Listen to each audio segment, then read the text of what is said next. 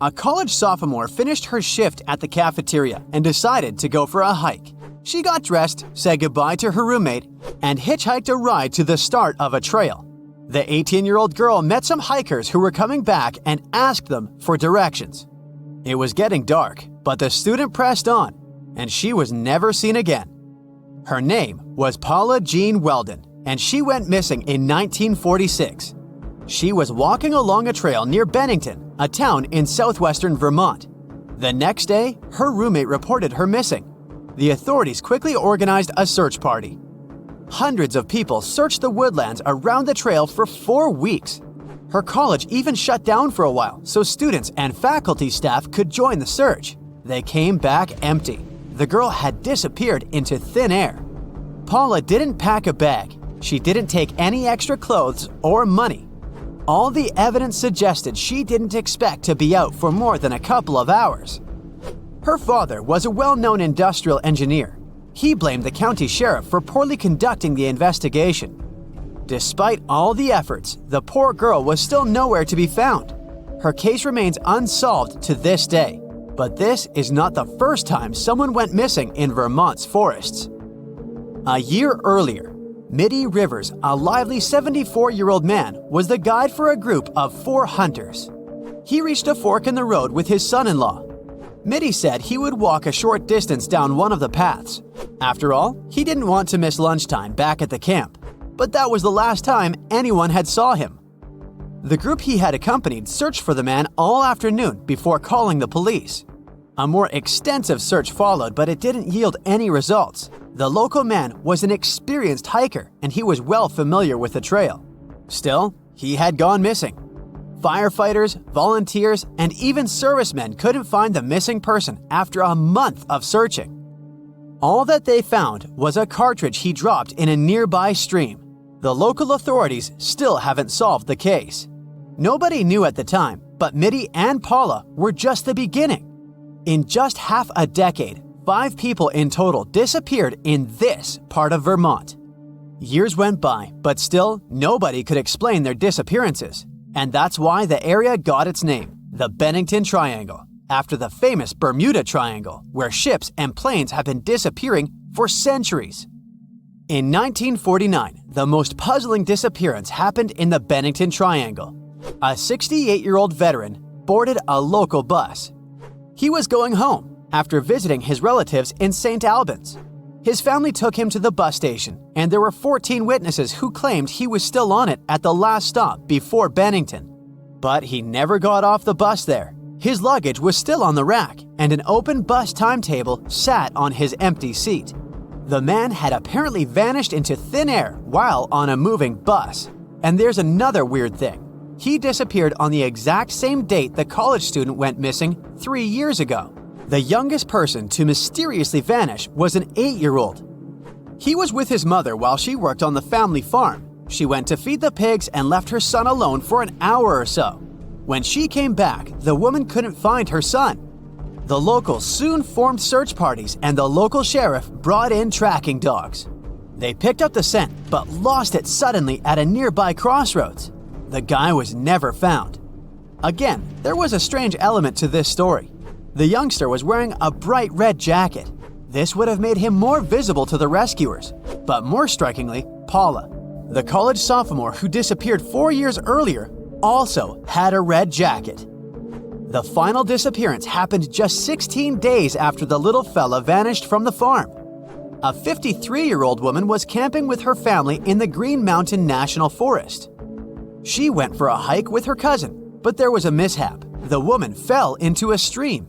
She decided to go back to the camp to change clothes. Her cousin thought she would join him later and continued along the path alone, but the woman never came back.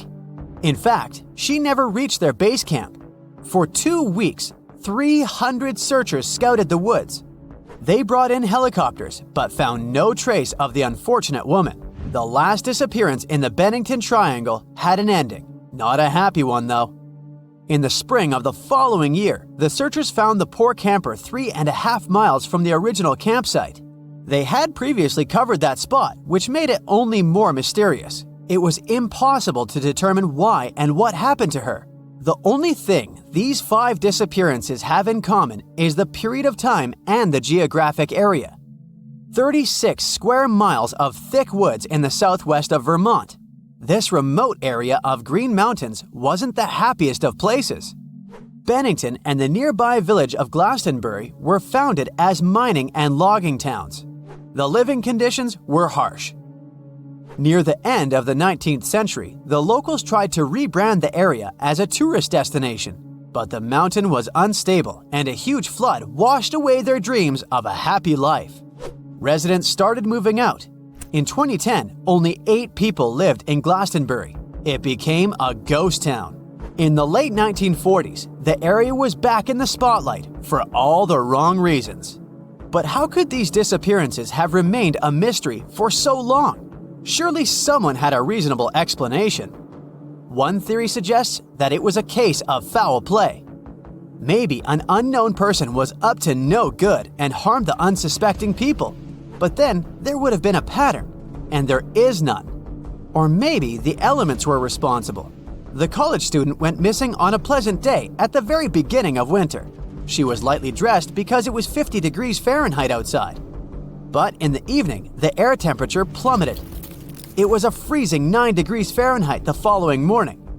In this part of Vermont, the weather is quite unpredictable. It can get really windy, especially in winter. Perhaps the bad weather and the dense forest confused the missing people. Recently, a strikingly similar case of disappearance happened here. A college student got lost in heavy fog at the top of Glastonbury Mountain. When he didn't return home, his fiancée called the police. State troopers immediately went out to look for him, but it was too dark and foggy to see anything. Luckily, they found him the next morning. He got lost because of the thick fog. He managed to find his way back to the trail only after the weather conditions improved. This story had a happy ending. But could this incident explain what happened to the people who disappeared over 70 years ago? The mountains around Bennington are full of abandoned mine shafts, a reminder of the town's history. A hiker lost in fog could easily fall into one of these wells. They could have no way of getting out. The area is so remote that no one would ever find them. The second danger are wild animals. Black bears are native to New England. Local hiking clubs advise visitors to store their food in special boxes, not to attract bears. The Green Mountain National Forest sits in the middle of the Bennington Triangle. Today, this popular recreation area is within a day's drive of 70 million people. People come here to camp, hike, and ride mountain bikes. But do all of them know about the 5 mysterious disappearances? I guess I wouldn't dare venture into this remote patch of Vermont's wilderness now. Why has only the Bermuda Triangle become famous? You know, there are other mysterious triangles where ships disappear for strange reasons too. The triangle we're going to visit may seem to you much more dangerous and scarier than the Bermuda one. People tell stories about extraterrestrial ships, portals to another dimension, or Atlantis in the Bermuda region, and you've probably heard all this stuff. But the triangle I'm talking about has other legends. Imagine that you're sailing on your boat and notice a round ship in the middle of the endless ocean. A mysterious woman is standing on the deck of this strange ship, staring at you. Yeah, such stories go around the Dragon Triangle.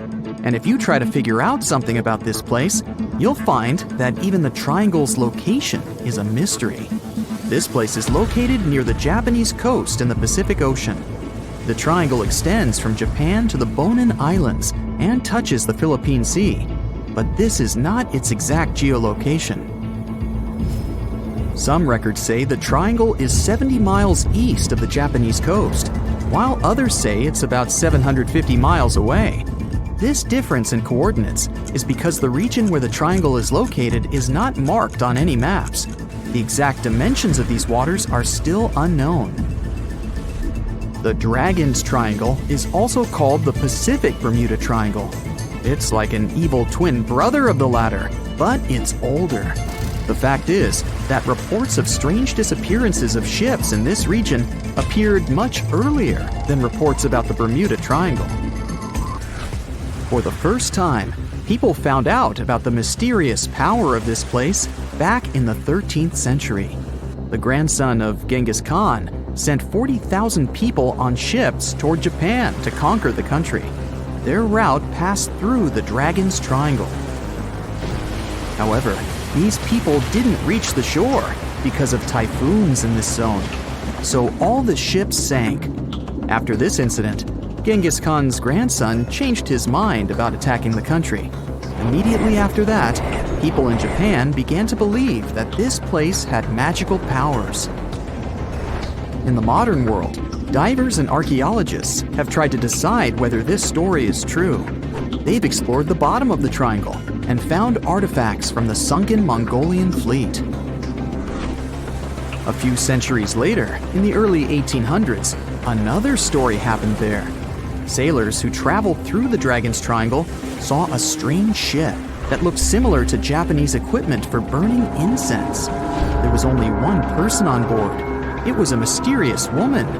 However, no one could find out who she was. In the 1940s and 50s, reports about ships disappearing in the region of the Triangle began to arrive. Fishing boats and large ships went missing. Japan sent a research ship there to find out the cause of the disappearances. But that vessel, with 31 crew members, was also gone. The wreckage of the research vessel was discovered later, but no one found the crew members. People began to recall the legends about this place. According to one of the myths, dragons live under the surface of the ocean. They destroy ships and take people to satisfy their hunger. Such stories are thousands of years old. But over time, in addition to fairy tales, scientific hypotheses began to appear. Scientists have tried to find out what's so peculiar about this place. One suggested that cold and hot currents mix and then pass through areas that attract strong electromagnetic waves. And when these mixed hot and cold currents meet these waves, they form electromagnetic interference. Electronic equipment on ships begin to break down, and navigation devices fail. At this moment, a storm starts, and vessels become helpless. They can't send distress signals or determine their location. Another theory says that underwater volcanoes are at the bottom of the triangle. They spew hundreds of thousands of tons of magma, churn the waters, and create giant waves.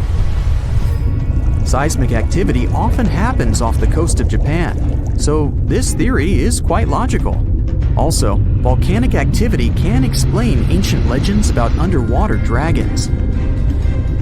Besides, islands often appear and disappear in this region. When magma cools down underwater and creates layers, they move upward and form land. Then, during the next eruption, they collapse and go underwater. But some of them remain. So imagine some ship sailing, and then a huge island rises from underneath and cracks its hull. Perhaps methane hydrates destroy ships.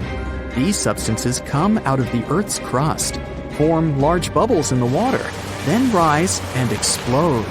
Such a giant bubble can damage a ship's hull or even destroy a vessel. Anyway, scientists don't know for sure the reason for the disappearance of boats yet. And in general, all those mysterious cases that have occurred in that place are most likely nothing more than legends. The Dragon and Bermuda Triangles are in the oceans, but how about a triangle in a lake? It's located between Michigan and Wisconsin, right inside Lake Michigan. In 1950, a plane with 108 passengers on board disappeared without a trace while flying over the lake. When the search began, rescuers found a few pieces of the aircraft on the water. Besides the plane, many ships have gone missing there. Sometimes people disappeared into thin air, right from boats. One such case happened in 1937. The ship was sailing through the Lake Michigan Triangle when Captain George Donner went to rest in his cabin. 3 hours later, one of the crew members knocked on the door to wake the captain, but no one answered. When it became clear that something was wrong, the sailor walked inside, but saw no one there. The captain seemed to have vanished. The crew couldn't find him. Until now, the disappearance of Captain George Donner remains an unexplained mystery. It may be all fiction, but the Lake Michigan Triangle is creepy. And how about a triangle that's on the ground? This is the Bennington Triangle. It's located in the southwestern part of Vermont, USA. This is a place you really should avoid. There are many scary stories around it. It's up to you to decide whether they're true or not. In November 1945, a group of hunters passed through this area. A 74-year-old man was walking ahead of the group, and right in front of several people's eyes, he made a step and disappeared. No one could find him. The hunters called rescuers, but they didn't help. In December of 1946, several students went camping. An 18-year-old girl led a large group. She walked a few feet forward to figure out where to go next and disappeared. The tourists called the police. Officers began searching the area, and the FBI joined them. They got some information from locals living in nearby towns. They said that some girl similar to the description had been walking with a man much older than her. The two of them left by car and were never seen again. Soon, a similar vehicle was found not far from New York. The car was burned, so the police and experts couldn't confirm that the missing girl was inside. 3 years later, a man disappeared on the territory of the Triangle. He was waiting for a bus at the last stop. When the bus arrived, he got inside, but didn't reach his destination. He didn't get off the bus and didn't appear anywhere else. The police couldn't find any trace of the missing man. But the most terrible case occurred in 1950. Near the Bennington Triangle, a woman was driving a truck with her young son. She stopped the car and left for a few minutes to drop by a store or gas station. But when she came back, there was no one in the car. The police were combing the area. In the search, they used sniffer dogs, which managed to get on the boy's trail. The dogs followed the path and stopped at one place in the forest. The trail ended there. And you know what that spot was? The place where that student girl disappeared in 1946. In the heart of a dense forest, a person embarks on a forest hike, delving into the hidden depths of nature's playground. But this isn't your ordinary stroll through the trees. It takes a turn towards an eerie and spine-chilling discovery. Our protagonist, with a twinkle of curiosity in his eyes, discovers a burrow hiding in the shadows. Curiosity outweighs fear, and our explorer comes up closer. It's not some random burrow. This one belongs to a fox. So what if it's the wrong move, and they should just run away? In the joyful season of spring, when nature comes alive with vibrant energy, foxes engage in their intricate dance of life. It's during this time that foxes seek solace in their underground sanctuaries. Throughout the rest of the year, when the world around them flourishes, foxes prefer to bask in the sun, finding comfort above ground, except when the weather takes a turn for the worse. It's in the most inclement conditions that they seek refuge in their burrows, shielding themselves from the elements. These burrows, known as fox earths, typically consist of only a few entrances, occasionally covered with scattered soil and debris. During winter months, industrious foxes diligently dig additional burrows in anticipation of the forthcoming spring.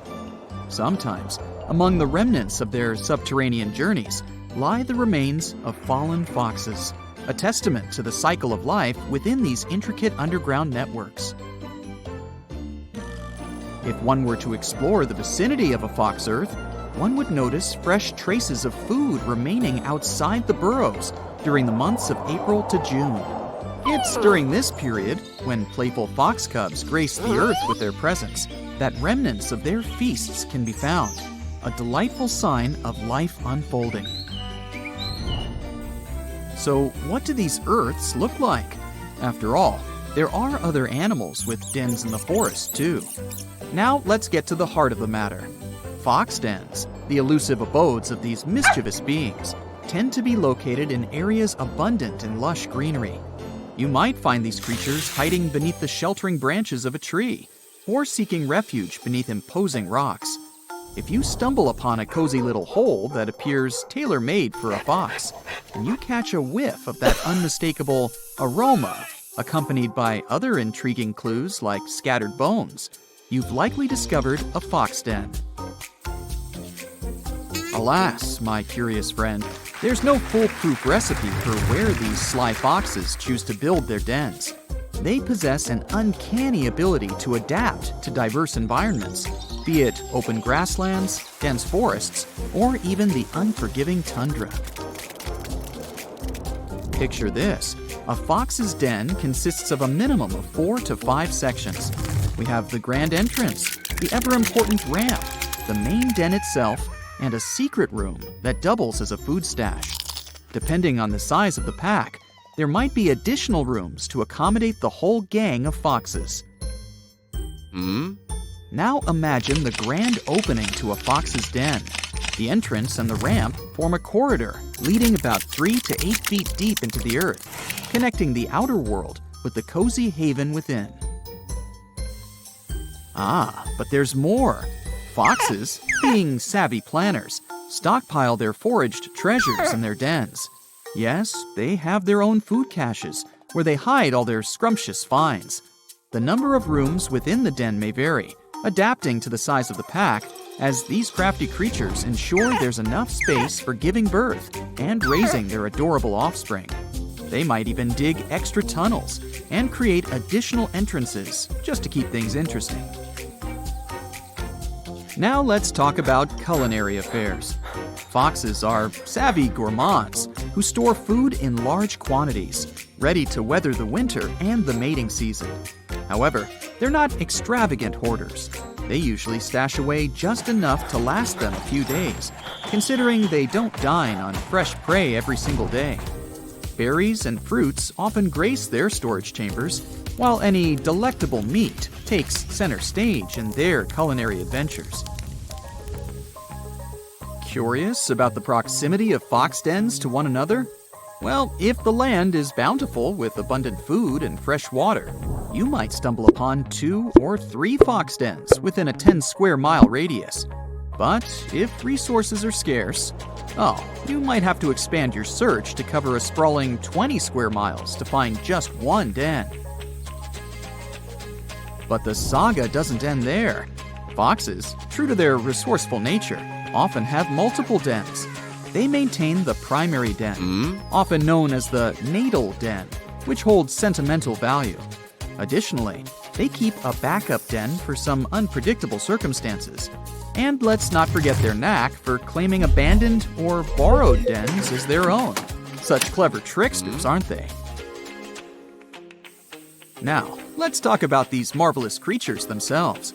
Foxes come in a delightful array of species, sizes, and variations scattered all across our planet. But the star of the show is the red fox, found on every continent except frosty Antarctica.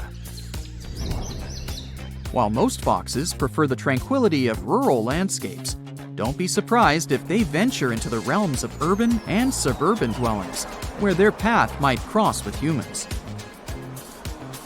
The encounters between a fox and a human, a tale of two extremes. Some kind souls attempt to win over these animals, offering them tidbits and coaxing them into their palms. On the other hand, there are those who tremble at the mere thought of a fox, fearing their crafty and ferocious nature. Now picture this scenario. What if a fox approaches you or launches an attack? Typically, foxes pose no threat to humans and harbor no ill intentions.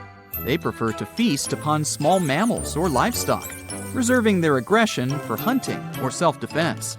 Yet, there have been reported cases of foxes crossing paths with humans, including incidents. Therefore, knowing what steps to take if a fox approaches or pounces on you is crucial. Foxes can indeed be domesticated, yet they remain wild at heart, and their actions can be wildly unpredictable. They might momentarily embrace their tamed side, only to snap back into their untamed instincts when feeling cornered, threatened, hungry, or simply scared. Naturally, foxes view us humans as potential threats, and it's in our best interest to reciprocate their cautious approach. Never attempt to approach a fox, even if it appears docile and friendly, as its temperament can shift within seconds, catching you off guard. Avoid sudden movements and resist the urge to inch closer, as doing so might agitate or frighten our fox friend. In most cases, when a fox spots a human nearby, it will swiftly scamper away or seek refuge in hiding. However, should you find yourself locked in a standoff with a fox, the best course of action is to take a step back and allow it the space it craves. Should a fox persist in its approach, or if you encounter several foxes nearby, my dear friend, give them a wide berth and allow them their space. Refrain from approaching or attempting to feed them, especially by hand. Let them carry on with their foxy affairs while you observe them from a distance. In a situation where a fox becomes trapped, such as finding its way into a room, I implore you to remain calm. Avoid raising your voice or causing unnecessary commotion, as it may provoke the fox to attack. Instead, remain silent, keep a safe distance from the creature, and provide it with an escape route. Ensure the doors and windows remain unobstructed, granting the fox the freedom it seeks. In due time, it will make its swift exit. However, if fortune frowns upon you and you find yourself in the unfortunate circumstance of a fox attack, remember to stay composed. Refrain from unleashing your pets or pursuing the fox. Just allow it to retreat on its own accord. If the fox persists and refuses to back down, a simple round of applause or a few claps might startle it away. Now you can enjoy the forest.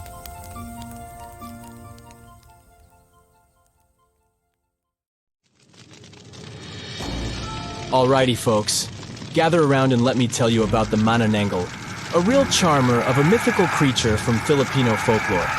She's often described as a lady who likes to snack on sleeping pregnant women. But here's the twist. During the day, she's all dolled up and looking like a total babe. But come nightfall, she detaches her torso and spreads her massive bat-like wings to fly off into the darkness in search of her next victim. And she doesn't just stop at pregnant ladies. Nope. Sometimes she'll use her good looks to lead astray men and take them to her secret hiding spot where she'll feast on their heart, intestines, and other internal organs all night long. Yikes. If you're ever faced with a manananggal and want to stop her from reattaching her body before sunrise, just sprinkle some salt, ash, or crushed garlic on the remaining half of her body. Easy peasy, right? So keep an eye out for this winged wonder and don't forget the garlic! Okay, so check this out. In German folklore, there's this crazy creature called an Alp. Basically, it's like a vampire, mixed with an incubus.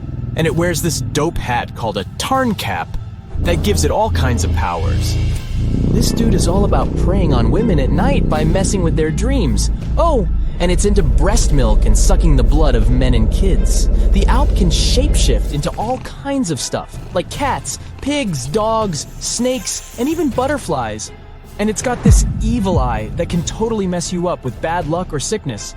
But don't worry, you can protect yourself by hiding a broomstick under your pillow, pointing your shoes towards the door, hanging iron horseshoes from the bedpost, or putting a mirror on your chest.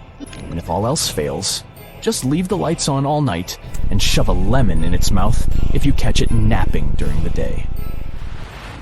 Meet the Pontia Nuk, a spooky ghost from Malay mythology. Legend has it that she was a woman who passed away while giving birth, and now she's out for revenge. She's not your average ghost either. She's got long black hair, sharp fingernails, and a blood-smeared white dress. But watch out, because she's also a master of disguise. She can transform into a beautiful woman to lure in her prey before ripping out their insides. If you're ever out at night and hear the cries of babies or feminine laughter, beware. That could be the Pontianak coming to get you. And if the sounds are quiet, she might be right around the corner. So keep your wits about you, and don't fall for any too-good-to-be-true ladies. Hey, did you know that according to Irish legend, every family has their very own banshee? This banshee lady is supposed to let out a piercing wail or shout when someone in the family is about to kick the bucket. Talk about a not-so-subtle warning, but don't let her eerie cry trick you. This banshee lady is said to be drop-dead gorgeous with long flowing locks and crimson eyes from all her crying. She's also known for wearing a gray shawl over her green threads. Fashionable and spooky? We're into it. Some people even say that this banshee can transform into a sweet-singing young lady who foretells the doom of the family. Yikes. And if that's not enough to give you goosebumps, she's also been spotted hunched over in the woods, crying her eyes out at night. Sounds like a real party animal, doesn't she? So next time you hear a blood-curdling scream in the middle of the night, just remember, it might just be your friendly neighborhood banshee giving you a heads up.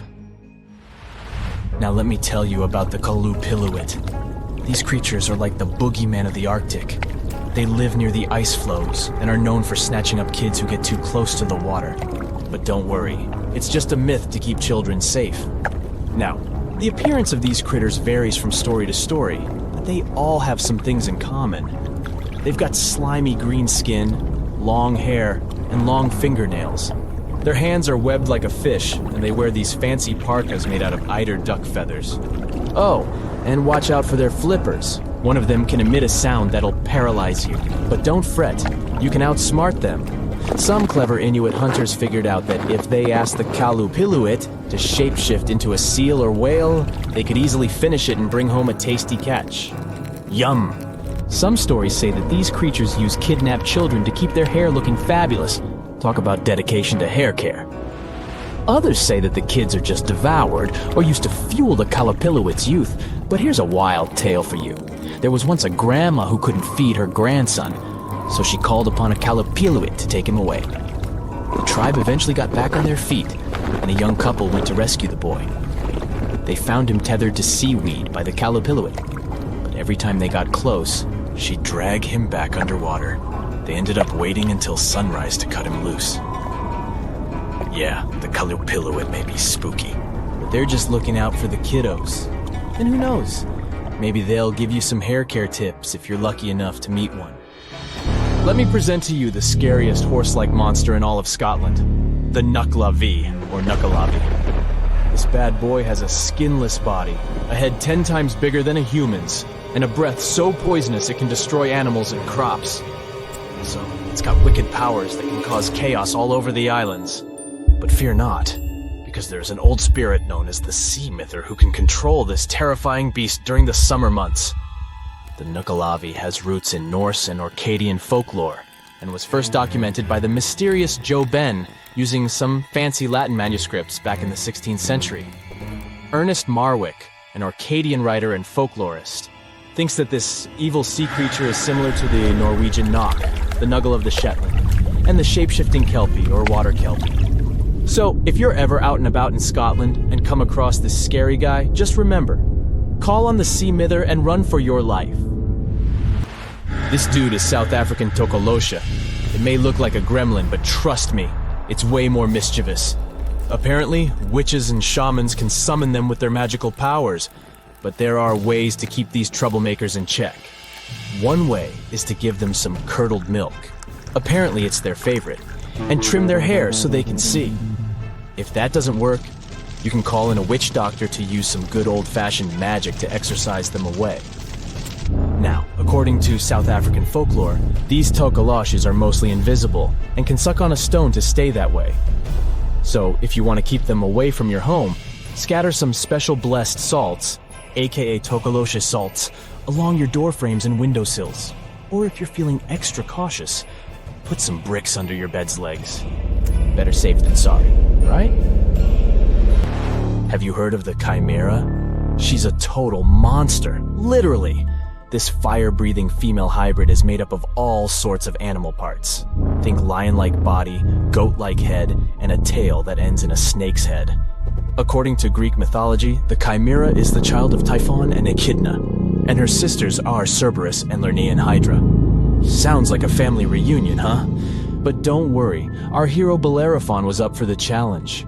The king of Lycia sent him on a mission to defeat the fearsome Chimera, and Bellerophon was the greatest hero monsters were scared of. The Chimera was no match for Bellerophon and his trusty Pegasus. Even though the king was secretly hoping the Chimera would take out Bellerophon instead, in the end, justice prevailed, and the Chimera was defeated. Well, that's it for today. 50 ships and 20 airplanes have gone missing. Many people have disappeared, and mysterious forces might have... Oh wait, the wrong script. This Bermuda Triangle is located in Transylvania. My bad. So, once upon a time in the heart of Transylvania, there was a mysterious place that people named the Bermuda Triangle of Transylvania. Look at these twisted trees and their tangled undergrowth. It seems like some evil creature may appear from behind a tree at any moment. There might even be ghosts and mysterious creatures that came from space, as stories said. The forest became so popular in the 1960s when a man was chilling there on a warm August afternoon with his girlfriend and a couple of friends. Suddenly, his girlfriend pointed at something unusual in the sky. A man came closer to the spot where she was standing and, to his surprise, saw it too. It was a weird silver disc shining in the sky. He quickly pulled out his camera and took 4 photos before the creepy object bolted away. The object was there for a mere 2 minutes, but the man developed his film and the picture ended up being published in local papers. Many people were skeptical about this. They claimed that those were most likely some weather balloons that looked like a spaceship because they were photographed in odd lighting. But no weather balloons, blimps, or any other objects were in the sky above the forest on that day. Spooky, huh? That's not the only campfire legend from that area. Stories say that those who ventured too deep into the murky depths of this creepy place often did not return, which is how it got its nickname in the first place. There was a shepherd who entered the forest together with his 200 sheep. They were never found again. People have also been whispering stories about a 5-year-old girl who disappeared one day. She re-emerged one day, 5 years later, wearing the same clothes as the day she went missing. Plus, she hadn't aged a day. There are people who entered the forest and did manage to return, but with severe burns, high fever, and some other health issues they didn't have before. Some were sure that happened because the subsoil had lots of natural uranium with a high level of radioactivity. And according to others, it's not unusual that you come to this forest and feel like someone's watching you or your electronic devices just switch off. And now, here's something that's not a legend. The forest has a rich history. Some sources say it was home to the oldest settlement in Romania, dating all the way back to 6,500 BCE. Trees themselves are pretty mysterious. They grow in creepy spirals or have some unexpected zigzag patterns. Even though some scientists have come there to explore this phenomenon, they couldn't find the answer to why they're like this. It seems as if trees are twisting their limbs so they can reach out and grab you when you're not looking. And that's what's interesting. Each of these twisted trees spirals in a clockwise direction. But legends say lots of inexplicable things have happened in a specific part of the forest where you can't find trees or any other types of vegetation. It's a perfect circle called the clearing. The perfect name for a horror movie inspired by all these stories. The soil in this area with no vegetation has been tested, and no one has found any weird stuff or anomalies that could potentially stop plants from growing there. Some locals believe the forest has positive energy, which is why it's good to make a wish there. But many more people let their imagination run wild, telling stories about paranormal activities happening there, like mysterious spheres popping out in the middle of the forest or extraterrestrial lights. Either way, you and your castle can step aside, Dracula, because you're not the only scary story from Transylvania. Here's another reason you won't be able to sleep well tonight. The Isla de las Muñecas, or the Island of the Dolls. In the middle of the eerie and murky waters of canals near Mexico City, there's a small island. It may look charming at first. until you realize it's home to hundreds of dolls hanging from the trees and scattered throughout the overgrown vegetation. These dolls are old and decaying. They've lost their color over time, and their once cheerful faces are now twisted into expressions of despair and horror. There is a sad story behind this disturbing place. It says the island used to be home to a reclusive man who left his family more than 50 years ago to live alone on the island. He started obsessively collecting dolls that were lost in the canal. The story says he even traded products he grew to locals to get more dolls. The man didn't clean these dolls nor show any interest in fixing them. He would just decorate his island with them regardless of the state in which he found them. Even those that looked good ended up ruined due to winds and rain. They weren't just outside, his cabin was full of these scary dolls too. Many people were terrified of this place, claiming it was cursed, but others believed the dolls safeguarded the island. Moving to the suburbs of North London, where you can find the mysterious Highgate Cemetery. It's definitely not a typical resting place for the dearly departed. This cemetery has so many peculiar graves, including those of Karl Marx and Douglas Adams. But that's not what draws visitors to its gates. People come there because of the legends claiming that this place is haunted by all sorts of spooky creatures, including vampires. Yup, stories about shadowy figures hovering over graves with glowing red eyes and sharp fangs never get boring. But this place wasn't always this creepy. It was established in the middle of the 19th century, once neglected and overgrown with crumbling monuments and vegetation that seemed to swallow up graves. But these legends became popular along with the place itself in the 1970s, after the cemetery had appeared in several horror movies. Some visitors there are even self-proclaimed vampire hunters. There's this peaceful and charming village called Pluckley, just a short drive away from London. At least that's what it seems at first sight. People whisper Pluckley could be the most haunted village in England. As you go through its winding streets, you'll come across many spots legends say are haunted. Many of them are connected to the Daring family, which held the title of Lords of the Manor for over 4 centuries. What gives the sense of old times is the round-topped windows on many buildings. Legend has it, hundreds of years ago, Lord Daring escaped when his enemies captured him. He jumped through one of these windows head first. In commemoration of this pretty daring act, every window in the manor house and the village was made in the same style. Even though the manor house burned down in 1951, the legacy of Lord Daring's escape lives on in the charming village of Pluckley. Some say Pluckley is surrounded by the so-called Screaming Wood. There are many legends about paranormal events that have occurred there.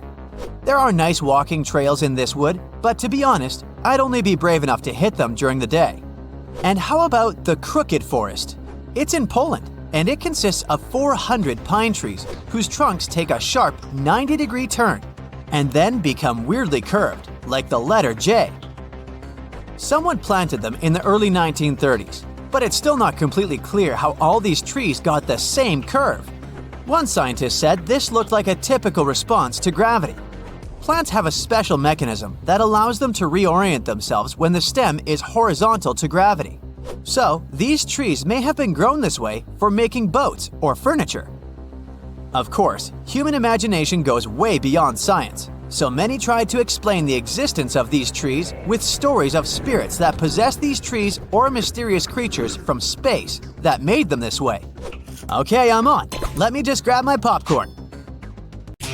Hi, are you ready to see some interesting but at the same time disgusting or uncanny things? Our list has 25 items with a wide selection from animals to shoes. This person's significant other has a collection of her daily contacts. She chooses to stack them behind the headboard of their bed. Such an interesting exhibition. I wonder what would have happened if they hadn't pulled the bed away for cleaning. Speaking of eyesight, here is a deep, dark wood. It looks like a place from a fairy tale, or a horror story. But visit Ben Lomond in New Zealand or Black Forest region in Germany, and you'll see these enchanted-looking woods. If you're into camping, you might have noticed by now that insects love to accompany you. In this picture, we see insects enjoying their life with campers. Luckily, there are ways to protect yourself from them.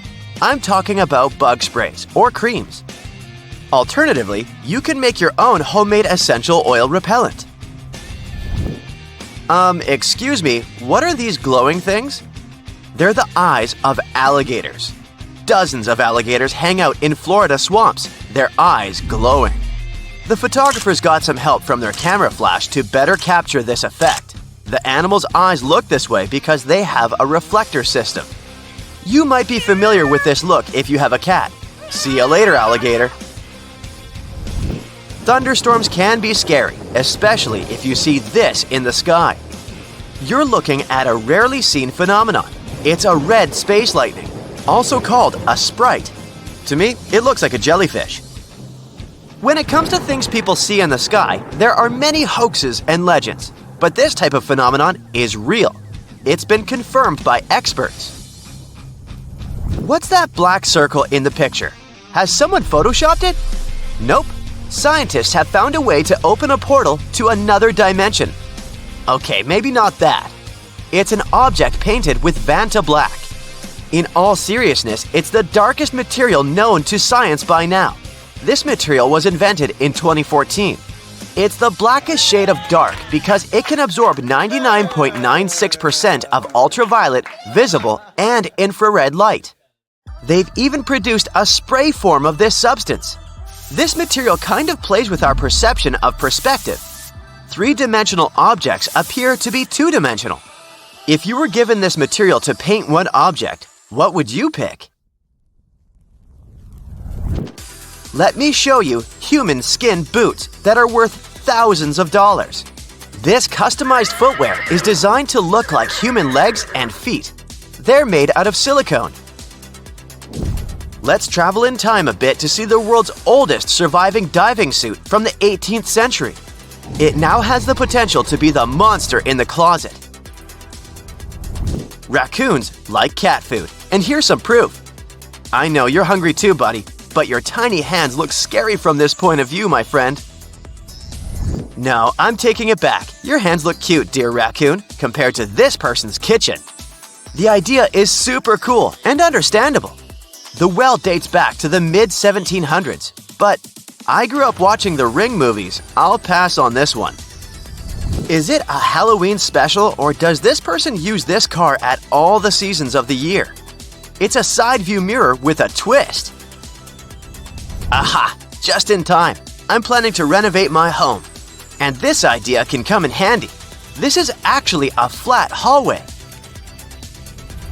Is this the World Wide Web? A person saw a giant spider web at work today. All these things on the internet make me wonder why so many people are delighted by mildly disgusting things. Science has the answer to this question. It's all related to how the emotion of disgust fundamentally works. Disgust is an emotion of avoidance. It works as a signal that something might be harmful to your body, so you should avoid it. Scientists believe that this feeling was originally formed by food. Charles Darwin, for example, claimed that the unusual appearance and odors of food triggered the feeling. It had a regulatory function as the gatekeeper emotion, the exclusionary emotion. Then, what's the allure of disgust? Let's ask psychological researchers. They believe that disgusting stimuli both catch and keep your attention. That's why even though disgust is perceived as an unpleasant feeling, the emotion has evolved to simultaneously get people's attention. Sometimes, weird things don't just capture your attention, you can even enjoy them along with many other people. ASMR videos are very pleasant and relaxing. Lots of people don't find them repulsive. On the contrary, they feel calm and euphoric. Here's a close-up of an ant. There's more than 12,000 ant species in the world. I wonder whether all of them look like this one up close. Ants seem so harmless and friendly when they sneak into our picnic basket. Turns out some of them can fly, and some aren't as tiny as regular ants. Since we're talking about animals, this is the mouth of a leatherback sea turtle. It's the largest living turtle. Plus, these turtles keep the record of being the heaviest non-crocodilian reptile. They grow up to 5 feet 11 inches long and weigh 1,100 pounds.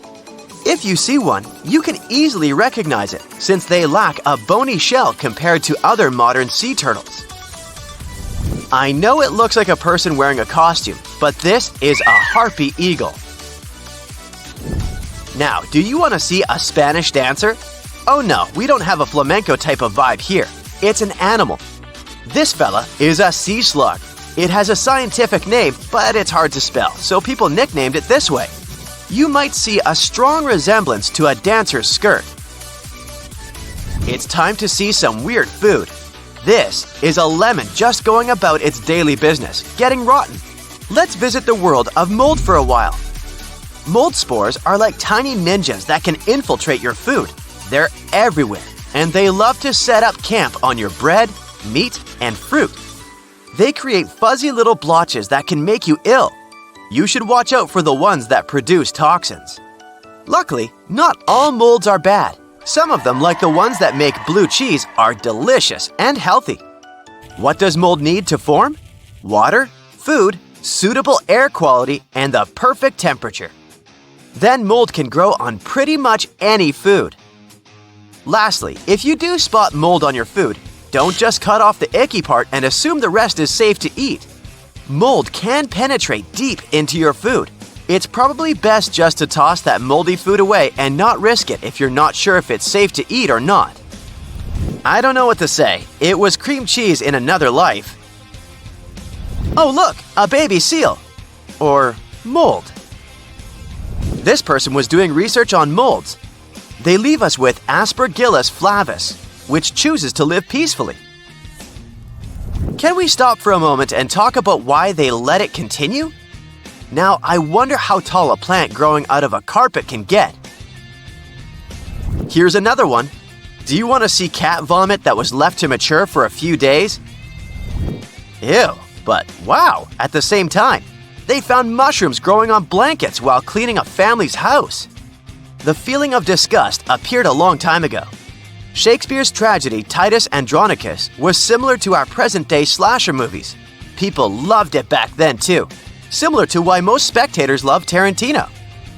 Is it just me, or is this strawberry shaped like an animal? It even has a mark for an eye. I hope you were drawn to things that should, by all rights, compel or frighten you. See you next time! Not a lot of people have heard of this mysterious body of water named after famous English explorer Sir Francis Drake. Even though Drake himself never sailed through these waters, one of his ships did pass near this location and discovered a connection between the Atlantic and Pacific Oceans. That's how the area got named the Drake Passage in 1578. Soon enough, the passage became known for some mysterious disappearances. It got the reputation of being the roughest and most unpredictable stretch of water in the world. It's now known for its strong winds and rough seas, with waves that can reach up to 60 feet in height. The passage also has powerful currents with speeds never seen before. Does it sound like a good start to an adventure book? Sure, it doesn't make the place any less real. If you ever decide to travel between the southern tip of South America and the southern tip of the Antarctic Peninsula, you will come across the infamous Drake Passage. We call this place the Drake Passage today, but locals still believe it should be named after Spanish explorer Francisco de Oces. He was a Spanish navigator who, in 1525, led the first known European expedition to navigate the Drake Passage. The trip was part of an attempt of Spain to find a new route to the Spice Islands in the East Indies. Oces and his two ships, the San Lesmes and the Santiago, sailed through the Strait of Magellan and into the Drake Passage, where they encountered treacherous weather and rough seas. Despite the difficulties, they successfully navigated the passage and became the first Europeans known to have done so. However, the expedition failed to find a new trade route, and the crew returned to Spain with no significant discoveries. Some years later, in 1616, another ship captained by Dutch navigator Willem Schouten made one of the most successful voyages through the Drake Passage. Despite the difficulties of navigating the often turbulent seas, eventually, The Drake Passage became an important part of international trade routes in the 19th and early 20th centuries. But this dangerous area holds many secrets. The record of one of the most famous events that happened here takes us back to the year 1914. During that time, a British explorer named Shackleton wanted to travel to Antarctica with 27 men split between two ships. Those were named the Endurance and the Aurora. The explorers wanted to check out two routes that reached the continent. But in 1915, the Endurance got stuck in ice while crossing the Drake Passage and was slowly crushed. Shackleton and his crew had to leave the ship and could only gather some personal belongings. The Endurance eventually sank, and the crew had to survive on ice for a while. The mission changed from exploring to surviving, and only in 1916 all the men were rescued. The Aurora suffered a similar fate. It also got stuck in ice, and 3 men were lost at sea before the rest of the crew was rescued in 1917. For many years, the ship Endurance was thought to have been lost forever. But in 2022, a group of specialists went on a trip to find it. They left from Cape Town, South Africa on February 5th. The leader of the group said it was most likely the most difficult shipwreck search in history. They used special equipment to find the ship under the water and then used a special underwater camera to take a closer look. The members of the team were sure they had found the Endurance because it was in a place where very few ships had ever been. Despite being 10,000 feet underwater, the Endurance didn't look so shabby. It was actually pretty well preserved for a ship that had been underwater for more than 100 years. The explorers were still even able to see the word Endurance written on it. But it's not just ships that have a hard time with the Drake Passage. A plane with 38 people on board seemed to have disappeared over the Drake Passage in 2019, according to the Chilean authorities. It's believed it hit the icy and rough waters of the passage. Rescuers used ships, planes, and satellites to search for the missing plane and its passengers in the area where it had last sent messages. But the harsh conditions of the Drake Passage made the search very difficult. The exact location where the accident had happened was eventually found, but there were no survivors. The Viking Polaris is another of those ships that got damaged in the passage, even though it was designed for tough conditions. It was faster than most ships and more stable because of special equipment that kept it balanced. One night, back in 2022, the waves were indeed big, but the ship seemed to be doing well in the rough weather. But then, on its way back to port in Ushuaia, Argentina, a rogue wave suddenly hit the ship without warning. People on board felt like they had been hit by an iceberg. Rogue waves are much taller than other waves around them, and they're very unpredictable. Scientists still don't know exactly why they occur. When this rogue wave hit the Viking Polaris ship, it immediately broke windows on the second deck. Some people on board were hurt, but thankfully, most of them had been properly trained before boarding the ship and knew what they had to do in case of an emergency. The crew was also very good at helping the passengers. Most of them even claimed later that they would board the ship for the second time, despite such an unexpected experience. The boat eventually made it to the port without suffering further damage. What makes this region so hard to cross, though? For starters, the Drake Passage is a wide and deep area of water. It's about 500 miles wide and has a depth of 15,000 feet. Even the most experienced sailors who cross the passage every year say it can be dangerous, unpredictable, and even scary at times. And that's even considering the modern technologies we have today. The area is a mix of warm and cold temperatures, which can result in ravishing storms. Strong winds from the west push the water from the Pacific Ocean into the passage, creating waves and swells that can reach up to 30 feet or more. If accidents happen here, things can get ugly faster than anywhere else. The Drake Passage is a part of the ocean where the water is very cold and has strong currents. The bottom of the ocean there is also not stable, making it harder to find things like a plane or a ship. These days, we have modern technology that helps us feel safe, even when we're passing through rough seas. However, if you are planning to travel by boat to Antarctica, make sure you're ready for the rough sea in the Drake Passage, and for feeling a little uneasy. This can happen even to the most experienced of people when the waters are rough. But it's especially tough if it's your first time. Some people bring remedies to avoid feeling sick, like ginger gum or scented wristbands. Others find it helpful to look at the horizon. Test things out to see what works for you. Once you arrive at the Drake Passage, you'll be surprised to see that lots of different animals live there. You can see many types of dolphins, birds, whales, and penguins. The water in the Drake Passage is also good for small animals like plankton, krill, which bigger animals such as whales, penguins, and seals generally have on their daily menus. As you get closer to Antarctica, watch out for the South Shetland Islands. These might be the first pieces of land you'll see. They're also located in the Antarctic Peninsula and were first discovered in 1819 by British explorer William Smith. The South Shetland Islands are home to severe active volcanoes, including Deception Island and Mount Fenton. The islands are also where you can find a number of endemic species, including the South Shetland Islands Gen 2 penguin, which is only found on this piece of land.